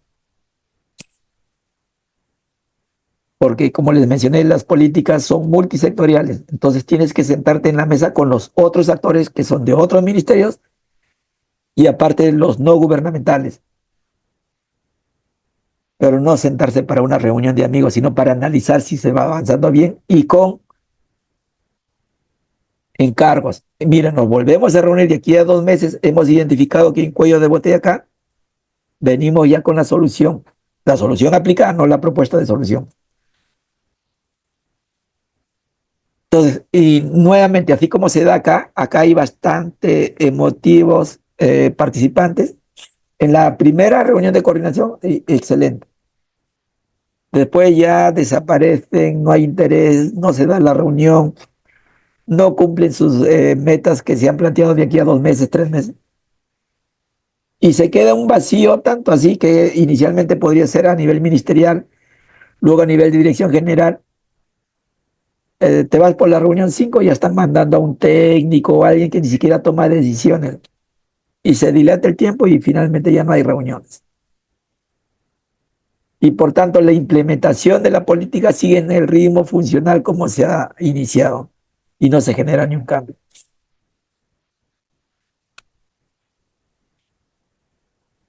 Este es un modelo ideal que yo he elaborado. En el Perú tenemos instrumentos, políticas ya diseñadas, aprobadas, tenemos plan nacional, convenios. Y justo esto hablaba también cuando estuve allí en Santiago en esta semana, y bueno, ya acaba la semana. Y la pregunta igual es para usted. Ya sabemos que diseñamos política para resolver un problema público. O sea, después de esto hay un problema público por acá, ¿no? Que dio origen a una política. Y los problemas públicos ya están instrumentalizados con políticas públicas, con plan nacional o con cooperaciones a través de convenios. Ya tenemos identificado todo ello, mejor dicho, está definida la estrategia. Si vamos a tener 40 partidos políticos, ¿qué pretenden hacer para resolver ese problema? Yo les invito a ustedes, más allá de su decisión de por quién votar, los invito a revisar sus planes de gobierno y de preferencia en la temática que ustedes manejan, que es en lo que ustedes trabajan. Y que posiblemente de ustedes donde trabajan hay estrategias que ya te dicen cómo se va a resolver. ¿Qué va a decir el candidato 1 y el candidato 2 para resolver ese problema? ¿Va a inventar la pólvora? ¿Va a malograr lo que ya se viene haciendo correctamente? ¿Qué van a plantear? La verdad, nuestras normas están tan abiertas que nos van a llegar una serie de promesas y que estos instrumentos se elaboran con la metodología de la ciencia. Eso no lo expliqué, creo, por acá. Para resolver un problema público se usa el modelo causal, se usan evidencias internacionales, nacionales, las evidencias con información cuántica y cual. Es casi como el trabajo que ustedes están haciendo en el recojo de información. No es deliberadamente por el conocimiento o el deseo de un mecanismo político de decir, no, hay que poner, no. Hay evidencia para resolver esto y esa evidencia te llevó a elaborar documentos. Entonces, ¿qué van a proponer más allá de esa evidencia? Entonces, la propuesta, esto lo traje por un rechazo del jurado, porque el jurado nacional, cuando nos reunimos, le decíamos, oye, obliga a que en el plan de gobierno miren estos instrumentos, no se vuelvan creativos, pero van a ser bien creativos, de decir voy a inventar una nueva estrategia. No, al menos di cómo lo vas a implementar. Haz una especie de GAN y di cómo lo vas a implementar. Puedes priorizar lo que quieras, pero di cómo lo vas a hacer, porque qué cambio le vas a hacer a todo esto. Entonces, mírate estos instrumentos y ahí podemos visualizar quién plantea un mejor proceso de implementación. Pero no dijeron no, ellos no pueden obligar que cada quien elabore la mejor forma de lo que va a plantear y que de eso la población decidirá. Entonces me parece que la verdad que es un modelo que no es adecuado. Sino que luego llegan, cuando asumen el poder, lo que diga su plan de gobierno sin ninguna evidencia, y de pronto dicen que esto de acá no sirve, no sirve, no sirve, como la costumbre política en el peruano, que cuando alguien llega al poder dice que la gestión anterior todo lo hizo mal. Entonces te vienen a plantear cosas nuevas. Pero eso qué implica años de trabajo, buenos o malos, pero años de trabajo que se limitan, limitan a la nueva decisión de quien asume el poder. Y esa limitación puede ser para hacer daño incluso. O sea, daño a quien lo va directamente, a quien directamente le va a afectar es a la población. Porque a consecuencia de este proceso electoral hay un plan de gobierno que se debe constituir una política general de gobierno. Y esta política, según nuestras normas, esta política general de gobierno puede hacer que modifiquen las políticas públicas. Por nuestras normas dicen que eso se puede hacer. Nosotros, con este gobierno entrante al 2021, entraron dos ministros con dos políticas nacionales que ya existían. Los dos ministros en sus espacios diferentes dijeron, no, esa política está mal, vamos a hacer nuevamente las dos políticas, uno de un sector, otro de otro sector. ¿Por qué? Porque habían sido aprobados en el gobierno anterior.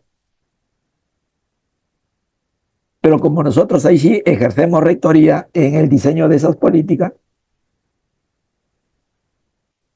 bueno, si usted dice que la van a cambiar o no es válida, díganos con qué evidencia vienen para decirnos cómo se va a hacer. Porque hay un respaldo científico en este diseño de política. No es que alguien lo hizo así solo por decisión política. Bueno, la decisión política fue para impulsar que se haga rápido y lo aprueben. Ninguno de los dos ministros, a través de su gabinete de asesores, ni siquiera de equipo técnico especializado, trajo una propuesta diciendo que eso debe ser diferente, pero con evidencia. Ese es el respaldo que le estamos dando hoy en día a las políticas nacionales y a los planes. Dos respaldos. Uno, el técnico especializado, que usa mucha evidencia para todo lo que se viene trabajando. Y el segundo es participativo.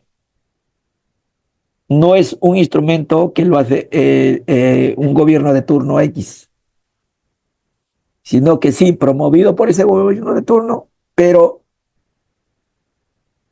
en consenso, con diversos actores. Ah, tú vienes acá, quieres cambiar esta política, ya.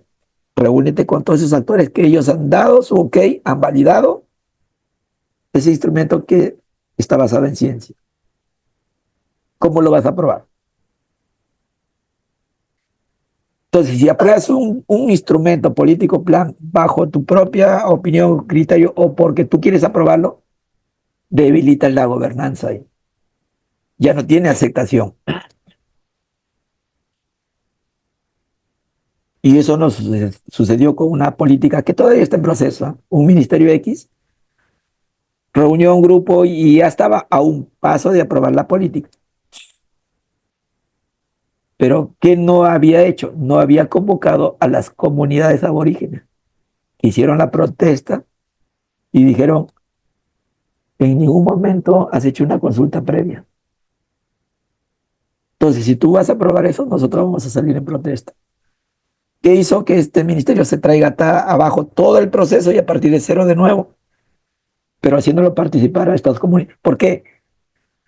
Porque esta política estaba relacionada a mejorar las condiciones de vida justamente de las comunidades aborígenes y no los toman en cuenta. Esa es parte de la gobernanza. Si no, tú no convocas a los actores principales, el instrumento que diseñes y apruebes no sirve, porque vas a tener dificultad en su implementación. Estimado, ya no lo distraigo, creo que me excedió en tiempo, sino que a veces me emociono cuando hablo de estas cosas. Son las 12 y no logré hablar del otro pepete. Pero bueno, ya lo resumo en otra sesión.